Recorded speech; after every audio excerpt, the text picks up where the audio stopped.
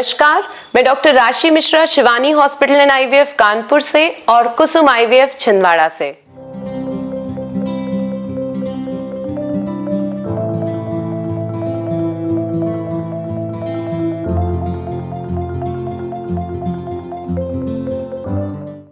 Male infertility के series को आगे बढ़ाते हुए हम डिस्कस करने वाले हैं कि सीमेन पैरामीटर, सीमेन एनालिसिस में क्या इंपॉर्टेंट पॉइंट्स होते हैं। एक रिपोर्ट को देख के हम क्या क्या आइडिया लगा सकते हैं और मेल इनफर्टिलिटी का क्या ट्रीटमेंट प्रोटोकॉल होता है, ताकि हम टाइमली चीजों को डायग्नोस करके हमारा प्लान कर सकें अपना ट्रीटमेंट। जहां मेल इनफर्टिलिटी की बात होती है तो हमारी इंडियन सिनेरियो में सबसे मेजर प्रॉब्लम रहती है कि कई पेशेंट्स के साथ तो पार्टनर आते ही नहीं है ट्रीटमेंट के लिए, वो अपनी मदर इन लॉ और फैमिली मेंबर्स के साथ आ रहे हैं।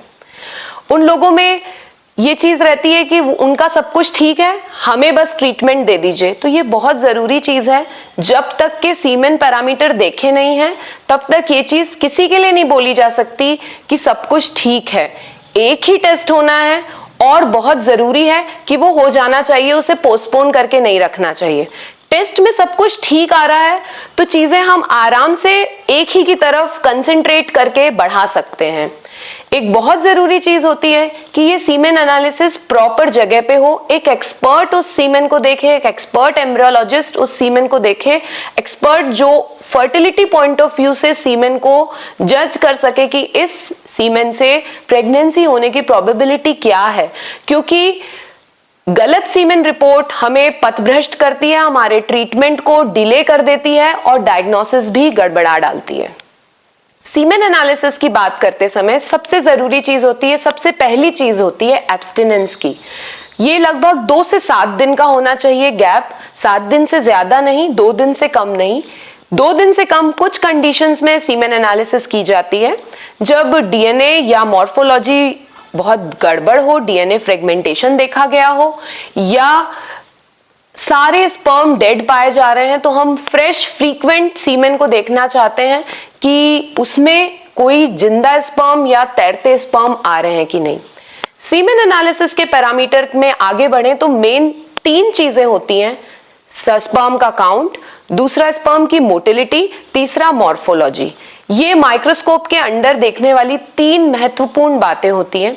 स्पर्म काउंट के लिए आएंगे तो सामान्यतः जो हमारा WHO 2020 की गाइडलाइंस है उसके हिसाब से पर ml में 15 मिलियन और टोटल 40 मिलियन के करीब स्पर्म होने चाहिए एक सैंपल में।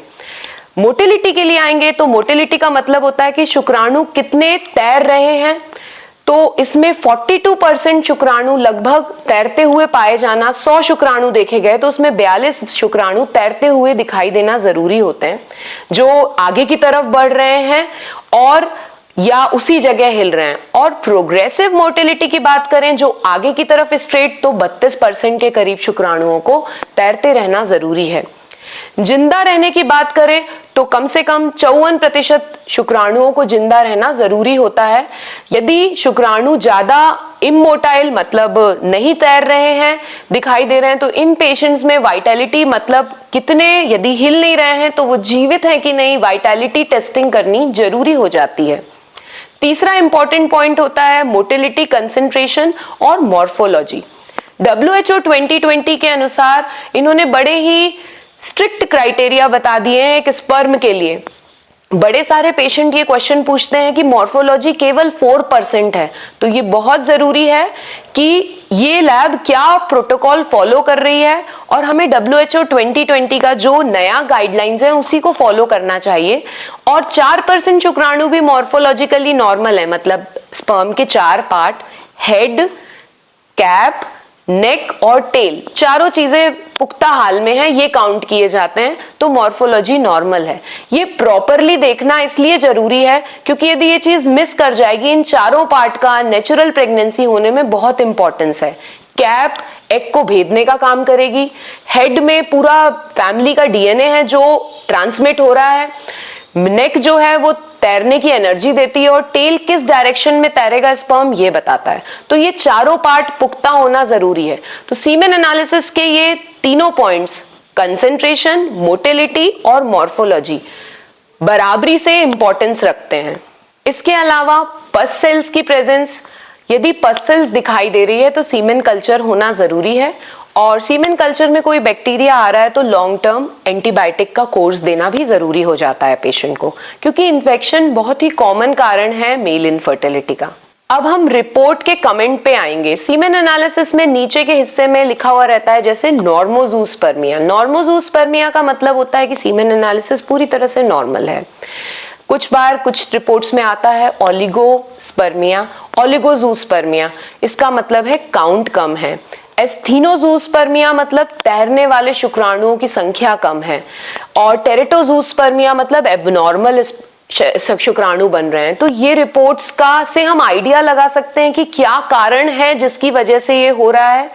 तो यदि आपकी रिपोर्ट इस तरीके की आ रही है तो इसके बियॉन्ड आपको फर्टिलिटी कंसल्टेंट से कंसल्ट करना बहुत जरूरी होता है, क्योंकि एक रिपोर्ट ऐसी आई है तो फिर एक रिपीट रिपोर्ट की क्या ये चीज परसिस्टेंटली रह रही है, ये होना जरूरी है, और इसका कारण जानना और आगे के फर्दर इन्वेस्टिगेशन, यदि डॉपलर कराने को बोलते हैं या कुछ स्पर्म के स्पेसिफिक टेस्ट कराने को बोलते हैं, वाइटैलिटी टेस्टिंग कराने को बोलते हैं, डीएनए फ्रेगमेंटेशन कराने को बोलते हैं, जो भी चीज आपके केस के अनुसार एडवाइजेबल होगी वो आगे बढ़ के करना जरूरी है। तो मेरा एक रिक्वेस्ट है सारे मेल पार्टनर से कि अपने वाइफ के साथ कोऑपरेट करें और semen analysis as early as possible, जैसे पेशेंट का वाइफ का हो रहा है ट्रीटमेंट उसके साथ कराएं, ताकि आपको क्लीन चिट दे दें या फिर कोई गड़बड़ी है तो ट्रीटमेंट दें, ताकि अर्ली स्टेज में डायग्नोस करके हम प्रॉब्लम्स को सॉल्व कर सकें और हमारा जो फाइनल एम है उस पर जल्दी पहुंच सकें। यदि आपकी सीमेन एनालिसिस रिपोर्ट से संबंधित कोई क्वेरी है तो आप क्वेश्चन चैट बॉक्स पे डाल सकते हैं, और मेल इनफर्टिलिटी से रिलेटेड ट्रीटमेंट प्रोटोकॉल्स के बारे में जानने के लिए हमारा अगला एपिसोड जरूर देखें। Thank you so much.